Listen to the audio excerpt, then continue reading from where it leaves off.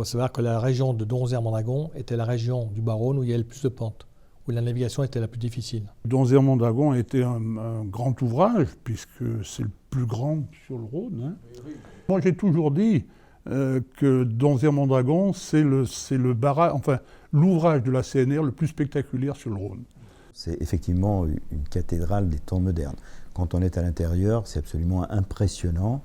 Et d'ailleurs à un tel point que l'usine elle-même est inscrite au Monument de France comme un ouvrage technique tout à fait remarquable, quoi. Et lorsqu'on a mis en service Donzère-Mondragon, quelques années après, je crois que ça représentait, je crois que c'est à peu près l'époque où les coupures de courant ont cessé en France, et ça devait représenter, alors de mémoire, hein, le chiffre est peut-être à vérifier, plus de 10% de la production d'électricité nationale. C'était un impact absolument colossal sur la production globale en France.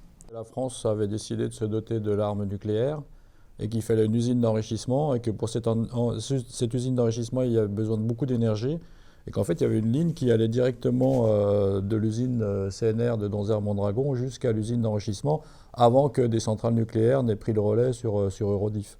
On a fait Génitia, ensuite Donzère-Mondragon et après, on en a attaqué 2 à la fois.